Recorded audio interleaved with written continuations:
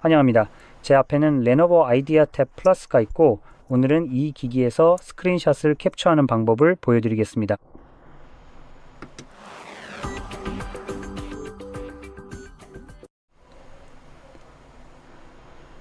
본격적으로 내용을 살펴보기에 앞서서 가장 첫 번째로 시작해 보도록 하겠습니다. 캡처하고 싶은 콘텐츠를 열어야 합니다. 저는 예시로 홈 화면을 사용할 예정인데 이미 열려 있습니다. 그리고 캡처하고 싶은 모든 것이 화면에 보이도록 하세요. 실제로 캡처하고 싶은 내용이 지금 화면에 보이는지 꼭 확인하세요. 그리고 화면에 원하는 내용이 모두 보이면 전원 버튼과 볼륨 다운 버튼을 동시에 누르기만 하면 됩니다. 이렇게 하면 삭제, 스크롤, 그리고 아마도 공유 같은 몇 가지 옵션이 있는 팝업이 나타납니다. 제가 제때 클릭하지 못했네요. 한번 확인해 볼게요. 네, 이건 공유입니다. 그리고 대부분의 애플리케이션에서 스크린샷을 캡처할 수 있을 거예요. 하지만 약간의 제한이 있습니다. 일부 앱에서는 이 기능이 차단될 수 있습니다.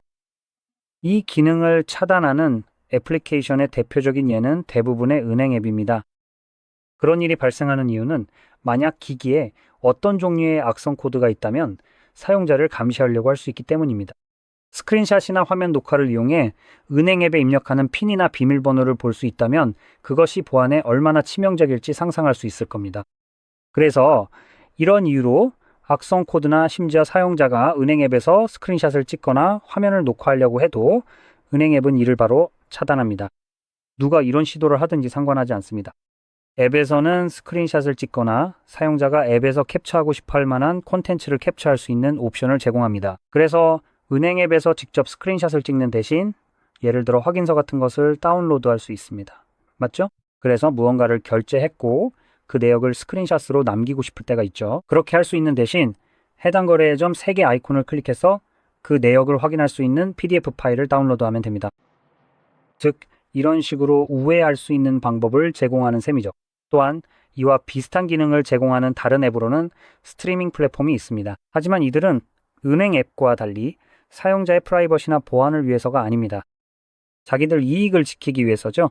즉, 이들은 기본적으로 불법 복제를 막기 위한 수단으로 이런 조치를 취하는 겁니다. 하지만 저는 솔직히 그런 이유 따위엔 전혀 신경 쓰지 않는 사람들 중 한 명입니다. 그 이유가 뭐가 중요하겠습니까? 이건 제가 돈 주고 산 제 태블릿이고 저는 그 앱에 제 기기에서 뭘 할 수 있는 권한을 단 한 번도 준 적이 없습니다. 그러니까 제 기기에서 뭘 하든 그 앱은 그냥 조용히 꺼지고 신경 끄는 게 맞다고 생각합니다. 제가 그 앱을 실행했든 안 했든 상관없어요.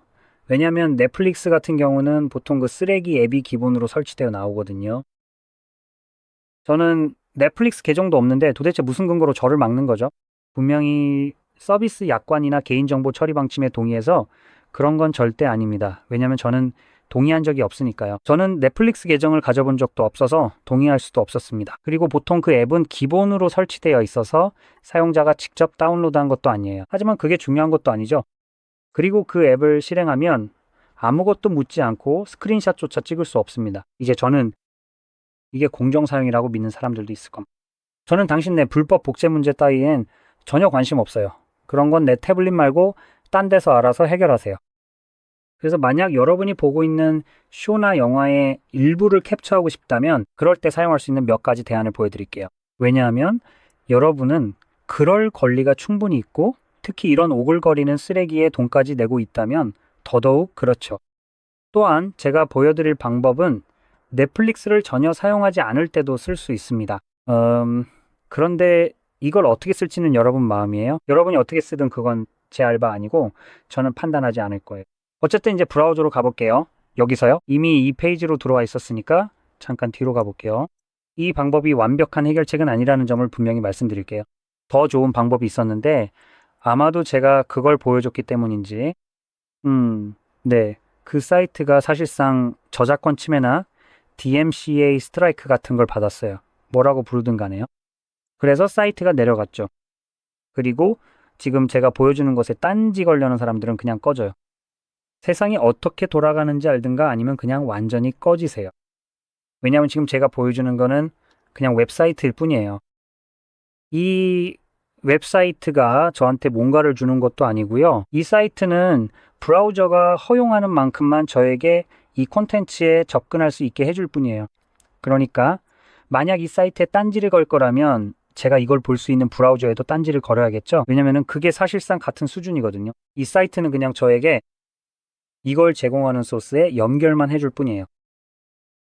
이 사이트가 직접 제공하는 게 아니에요. 그 사람들이 제공하는 것도 아니고요. 제가 브라우저에서 보고 있는 사이트 주소를 직접 입력하는 것과 다를 게 없어요. 브라우저가 이런 모든 것들을 퍼뜨릴 수 있게 해주는 거죠. 맞아요. 아무튼 여기서 한 번 더 뒤로 가거나 아니면 이제 홈으로 가볼게요. 지금 네트워크에 연결돼 있지 않네요. 그래서 그랬군요. 됐어요? 이제 그걸 고쳐봅시다. 솔직히 말하면 이건 그렇게 좋은 방법은 아니에요. 이렇게 딱 하면 뭔가 이상하죠? 그래서 아마도 애드블록 같은 게 여기서 좋은 옵션이 될 수 있을 텐데 왜 이렇게 느린 거죠? 대체 이게 뭐야? 뭐 어쨌든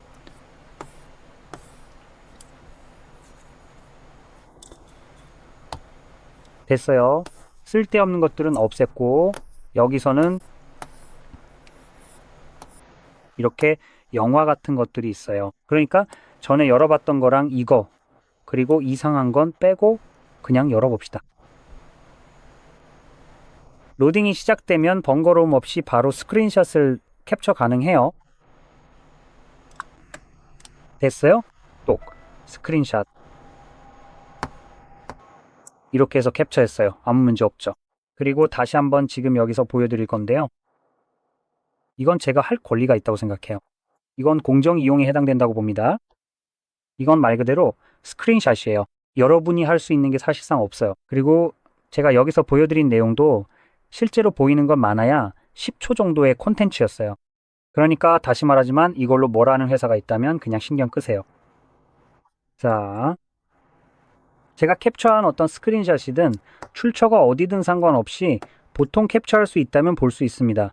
만약 캡처가 안 된다면야 어쩔 수 없지만요. 적어도 스크린샷에 대해서는 알림이 오는 것 같아요. 화면 녹화는 아니고요. 그래서 캡처를 하면 모든 캡처한 내용은 컬렉션 탭과 스크린샷에서 확인할 수 있고 여기서 바로 볼 수 있습니다. 저도 몇 개의 스크린샷이 있어요. 자, 여기 있습니다. 잠깐만요. 됐네요. 이게 바로 제가 여기서 보여드렸던 거예요. 죄송해요. 실제로 보여드린 건 3초밖에 안 됐네요.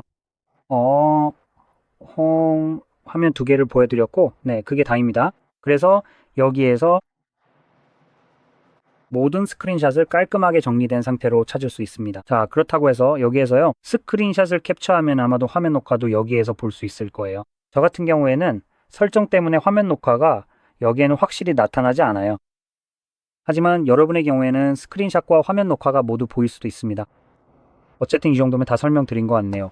이 영상이 여러분께 많은 도움이 되었길 바랍니다. 제가 드린 정보가 유익했다면 좋겠고 제발 이런 웹사이트들을 공격하지는 마세요.